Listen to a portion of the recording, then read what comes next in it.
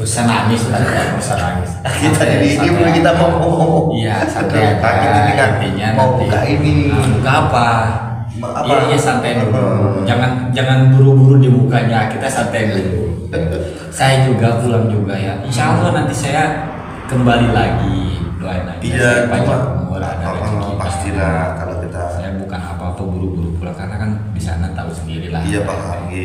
Santai-santai. Cuma kok apa? Kayak saya itu kan kayak sambil geledek gitu loh. Sambil geledek. Jadi kan baru berapa hari di sini kok tiba-tiba mau pulang.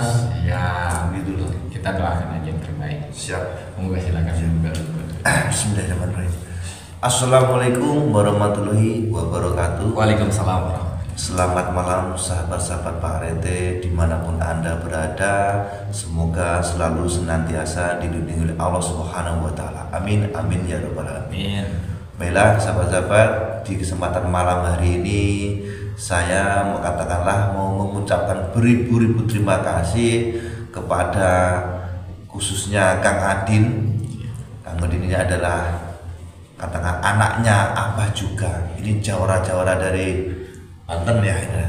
Cuma yang membuat saya terpukul sahabat-sahabat ya, seperti saya tadi di sambil geledek ketika saya melihat live-nya Kang Adin, beliau ini mau pulang. Nah, ini ada apa dan kenapa kok secepat itu gitu loh. Jadi daripada nanti saya hanya ada apa karena dia ada masalah sama-sama lah, lebih baik saya hampiri, saya tembak langsung gitu ya guys ya. Siap. Assalamualaikum Kang Adin. Waalaikumsalam warahmatullahi wabarakatuh. Sebelumnya Siap. saya ucapkan sangat-sangat terima kasih, beribu-ribu terima kasih. Saya ucapkan kepada panjenengan yang sudah berusaha keras sekuat tenaga ya, pikiran dan tenaga dalam arti berjuang membantu membebaskan Abah Teguh Samsudin Jadab dari sekapan para oknum-oknum dukun yang enggak bertanggung jawab. Siap Pak Rete.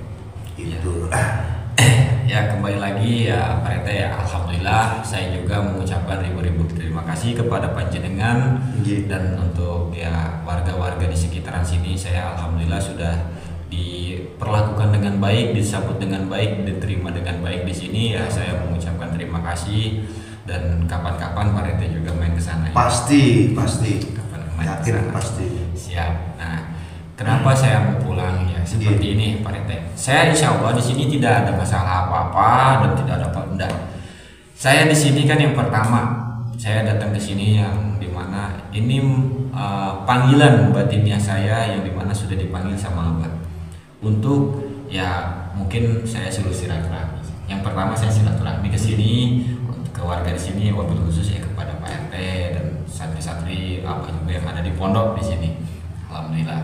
Nah di samping itu ya kita menjalankan misi yang mungkin ya jenengan juga tahu ya, misi apa yang tadi panjenengan bicarakan dan sahabat-sahabat Pak RT juga mungkin tahu ya misi apa yang saya jalankan. Nah menyikapi hal saya pulang ya dikarenakan silaturahmi sudah, misi sudah selesai, alhamdulillah berjalan dengan baik berkat doa Pak RT, sahabat-sahabat semuanya dimanapun berada, alhamdulillah kita berjalan dengan baik semuanya. Tanpa ada sesuatu, tanpa ada kendala apapun. Betul. Dan sampai saat ini ya Abah ternyata ini semuanya itu kan Abah yang dimana pengen mempersatukan anak-anaknya yang dimana sudah sekian lama tidak berkumpul sama Betul. orang tuanya. Jadi pengen anak-anaknya itu bersatu, berkumpul kembali. Iya. Dan sekaligus Abah itu pengen melihat ketakdiman seorang anak kepada gurunya itu bagaimana. Dan keiniannya itu apa namanya, kesulitannya seperti apa ya. Di sini saya tidak mau bohongin, semuanya juga banyak yang melihat. Betul. Seperti apa dan bagaimana, seperti itu aja. Dan insya Allah saya tidak ada masalah apa-apa. Satu itu, keduanya ya dikarenakan saya di sana kan banyak juga ya Pak RT. Ya pertama ya anak pribadi saya itu kan yang masih kecil-kecil ya kan. Istri saya juga nanyain dong kapan pulang gitu kan, ya dimana ya insya Allah saya segera mungkin pulang kalau urusan udah selesai. Nah ini kan urusan udah selesai.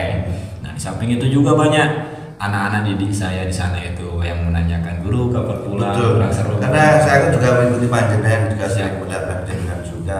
Ternyata di sana itu jenengan juga banyak sekali anak didik atau katakanlah santri di sana juga banyak sekali ya. Alhamdulillah Pak RT ya, dimana saya ya diberikan kepercayaan oleh Allah Subhanahu Wa Taala untuk mengasuh, mengajarkan apa yang saya bisa, saya salurkan, saya ajarkan kepada anak-anak yang pengen belajar. Di sana saya tidak pernah mengajak, tapi ketika ada orang mau belajar ya ayo gitu. Betul. Karena gini, saya selalu mendengar pepatah dari guru saya yang dimana almarhum Abu Yauci Turusi dulu pernah berpesan, jadi manusia itu jangan suka ngajak-ngajak ngaji orang lain. Tahu nggak artinya? Artinya gimana? Jadi manusia jangan suka mengajak ngaji-ngaji orang lain. Jadi nggak usah, ayo sini ngaji, nggak usah. Kamu tunjukkan aja dulu diri kamu.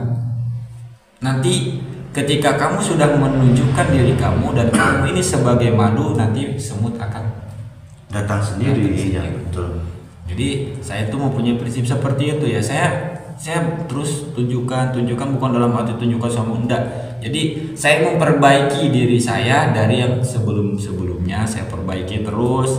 Saya belajar istiqomah, saya belajar untuk terus mendekatkan diri kepada Allah. Nah, di situ alhamdulillah ada anak-anak yang mau belajar ya silakan. Iya. Karena begini kan ya.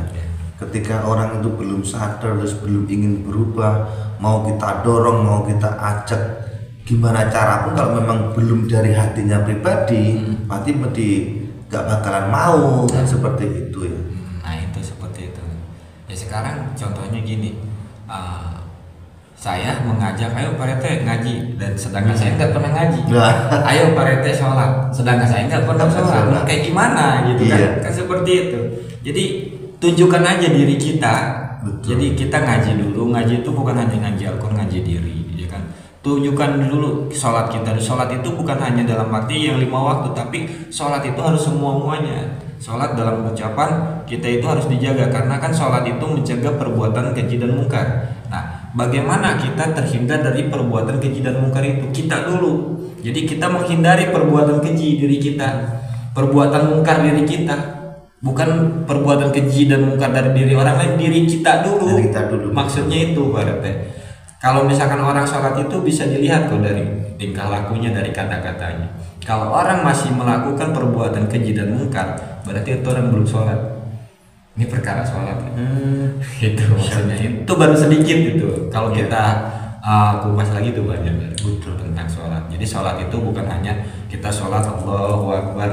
Sedangkan sholat kita itu ya di dalam sholat itu kita pikiran kemana-mana, berarti belum sholat.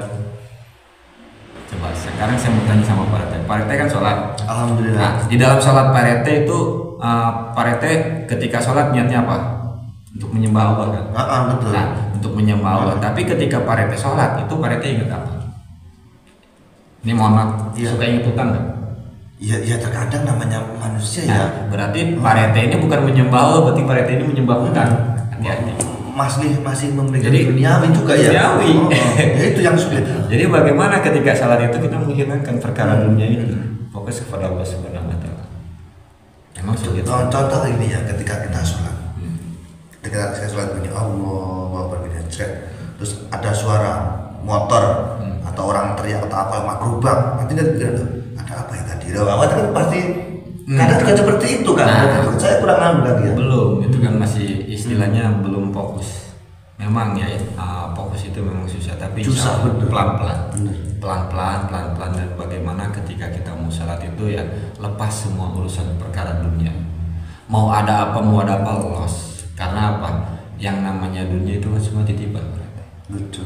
Jadi jangan Allahu Akbar. Itu udah ada kunci belum ya? Iya. Berarti ada maling. Berarti kan masih ingat dunia. Betul. Ini memang jujur. Bukan ya.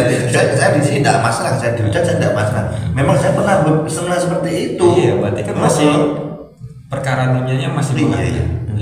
Coba hilangkan perkara dunia untuk segera melepaskan. Jadi dalam arti bukan melepaskan umum, enggak. Jadi lillahi ta'ala, yang namanya titipan itu kan ya semuanya titipan. Kita harus mengambil contoh ilmunya kepada tukang parkir. Tengok tukang parkir, apakah dia ada sombong? Ketika diambil mobilnya, iya kan, sama yang punyanya, dia nggak jadi masalah, silahkan. Karena kan semua itu titipan. Itu ilmunya kita ambil ke tukang parkir. Jadi ketika kita mempunyai harta apa segala macam, nggak usah takut, nggak usah takut ada maling, nggak usah takut apa-apa, lillahi ta'ala. Kalau Allah sudah mengambil, mau harta sebanyak apapun, Allah dalam hitungan detik sekejap Allah akan ambil. Dengan cara apa? Gampang ya. Kamu turunkan bencana, banjir lah, gempa bumi lah, atau kebakaran lah. Kan itu dengan secara kita tidak menyadari itu Allah mengambil dunia itu dari kita, tapi kita kebanyakan tidak sadar. Betul. Ketika seperti itu, ya Allah, ujian apa ya? Sebetulnya bukan ujian, tapi ini teguran. Kamu ini jangan terlalu pikiran perkara dunia terus. Jangan terlalu sombong. Jangan sombong. Jelas semuanya itu bukan milik kita, hanya titipan. Pak RT tahu perkara rezeki? Nggak tahu. Nah, ini mohon maaf, bukannya saya mau dalam arti saya mau menggurui Pak RT. Enggak, lu nggak apa-apa, saya itu malah senang. Kita share. Yang namanya rezeki itu seperti apa? Sekarang Pak RT di dompet ada uang berapa juta?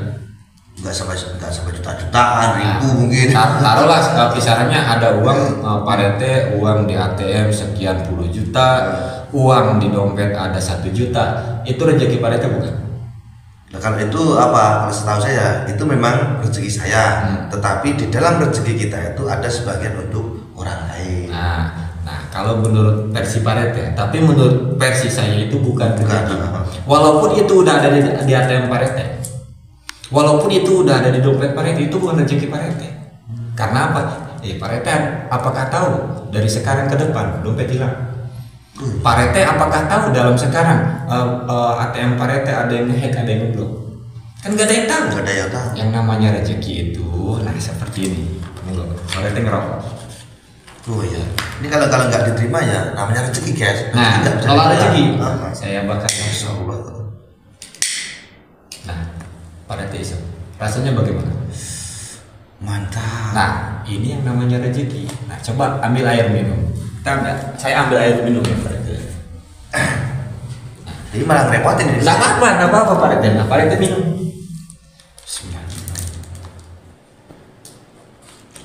Nah, yang namanya rezeki itu apa-apa yang kita minum, apa-apa yang kita makan, yang sudah masuk ke dalam perut, itu yang namanya rezeki, yang dimana gak bakal bisa orang ambil lagi. Itu yang namanya rezeki Pak RT. Kalau masih uang di dalam dompet, uang di ATM kita, itu masih belum rezeki kita. Paham nggak? Paham. Kalau saya begini. Siap. Jadi jadi orang itu pandailah dalam mensyukuri nikmat. Dalam arti kenapa? Ketika kita itu bangun, kita bisa bangun itu sudah alhamdulillah. Karena kenapa? Udara yang kita hirup pun harus kita hembuskan kembali, kan seperti itu kan? Iya. Siap. Itu perkara rezeki ya. Rezeki itu ya nikmat. Kita harus mensyukuri nikmat sehat, nikmat. Apalagi banyak kan? Ya kan? Coba kalau kita sakit. Betul. Ini kan kita menghirup udara segar, ini kan itu suatu rezeki. Betul. Ya kan? Coba kalau kita udah nggak bisa menghirup udara segar lagi, kita suruh di rumah sakit di Vietnam. Kan bayar, Allah nggak pernah meminta pembayaran. Hanya untuk mengagungkan namanya. Makanya jangan lupa setiap harinya paling sedikit kita itu baca Allah 100 kali. Kalau enggak istighfar setiap harinya itu ya minimal 50 kali. Ya kalau saya sih kan setiap besar itu yang sering dikatakan apa juga selalu kan Allah itu selalu satu putaran tasbih. Tapi yang ikhlas Pak RT. Ya jelas lah. Yang ikhlas. Ketika kita menjalankan segala sesuatu, yang pertama niat boleh. Tapi setelah niat lupakan Pak RT. Contoh Pak RT ini mau sedekah Pak RT ini niat 100.000. Tapi ketika Pak RT sudah sedekah udah ikhlas kan. Ikhlasnya itu dalam arti lupakan, gak usah diingat lagi. Jangan ketika Pak RT melakukan kebaikan, wah kamu gak ingat apa? Dulu saya pernah begini sama kamu. Nah, di sini ini ada hubungannya ketika jenengan tadi di labnya mau pulang. Siap gimana? Itu kok cepat-cepat mau pulang loh. Ada apa? Ada masalah apa? Saya itu takutnya nanti di sini ada masalah, terus jenengan cepat-cepat pulang dan nanti di sana disebut ngono kae lah. Saya tuh nggak mau seperti itu. Jadi kalau memang ada permasalahan, ayo kita selesaikan. Siap, bagus. Gak usah kita itu hanya di medsos saja, itu jangan seperti itu. Betul. Gitu loh. Karena semuanya itu saudara semua, gitu loh. Dan jangan katakanlah ingatlah baiknya, jangan diingatkan buruknya saja, gitu loh. Kalau memang ada permasalahan, ayo diselesaikan. Saya itu makanya saya tadi ketika melihat live dengan saya bergas ke sini, gitu loh Kang. Iya. Memang kita sebagai manusia itu jangan pernah melihat keburukan orang lain. Walaupun orang lain itu berbuat buruk banyak kepada kita, kita jangan pernah lihat keburukannya, tapi lihat kebaikannya. Walaupun sedikit apa sebesar biji zarah kebaikannya, kita lihat di situ. Tapi kalau kita selalu melihat keburukan orang lain, ketika orang lain banyak melakukan kebaikan kepada kita, tapi kita melihat keburukannya, itu bahaya untuk diri kita. Karena apa? Apalagi sekarang ini mainnya sosial media ya. Iya. Yang dimana kita sebagai muslim yang diwajibkan oleh ulama kita terdahulu tabayun. Betul. Itu diwajibkan itu tabayun. Ya, itu kewajiban seorang muslim ketika ada selisih paham, datang baik-baik tabayun, diselesaikan dengan kepala dingin. Nah, itu kalau misalkan kita merasa orang Islam. Siap. Kan tabayun kan? Betul betapa. Seperti itu. Ya, sahabat-sahabat ini mohon maaf Pak Rete, ya takutnya ya saya di sini juga banyak ada tingkah laku saya, ucapan saya yang kurang berkenan, ya mungkin ya yang namanya manusia ya, apalagi saya ini tempat masalah manusia. Ini saya mohon maaf yang sebesar-besarnya, tapi insya Allah saya tidak ada masalah apa-apa di sini, alhamdulillah. Bahkan saya mengucapkan ribu-ribu terima kasih kepada panjenengan sebagai kepala sebagai inilah pemerintahan yang ada di sini, pejabat yang ada di kampung ini. Saya mengucapkan terima kasih sangat luar biasa sekali di sini, alhamdulillah. Dan di sini juga saya ya alhamdulillah kepada warga-warganya ya baik ramah.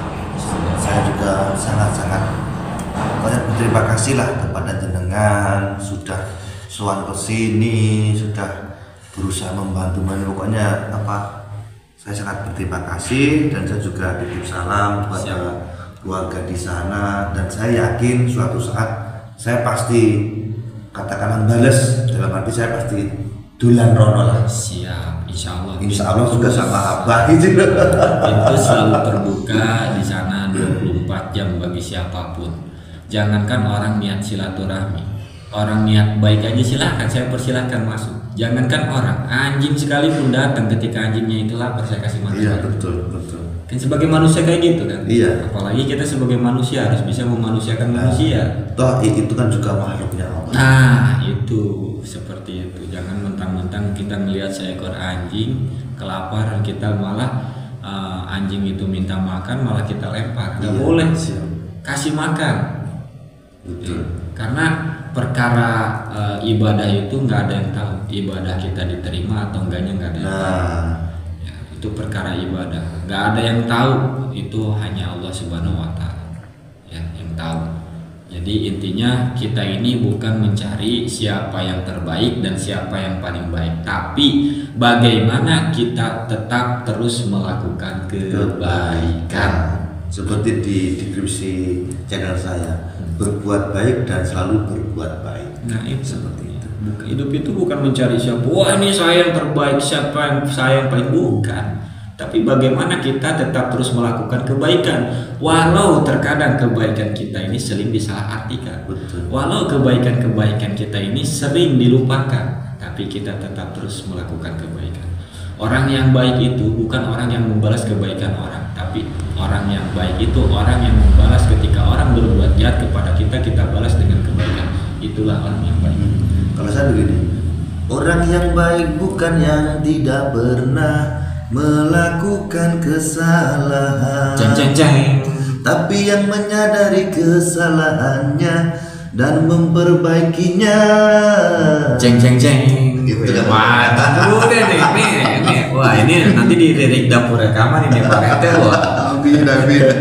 Ini bisa ada produser masuk mungkin, monggo kalau mau endorse ini. Oke, Kang Adin. Luar biasa. Siap, terima kasih, dan saya hanya bisa mendoakan panjenengan. Amin. Semoga di perjalanan selamat sampai rumah. Amin. Dan salam hormat saya kepada keluarga di rumah Kang Adin. Amin. Insya Allah Pak Rete. Siap Pak Rete, terima kasih banyak Pak Rete. Doa Pak Rete. Siap. Oke, sahabat-sahabat, cukup sekian video saya dengan Kang Adin. Ternyata alhamdulillah Kang Adin memang harus segera pulang karena di rumah juga banyak sekali yang menanti. Jadi saya tegaskan di sini tidak ada masalah apa-apa ya guys. Mungkin cukup sekian video dari saya. Mohon maaf kalau ada salah-salah kata. Salam. Wassalamualaikum warahmatullahi wabarakatuh.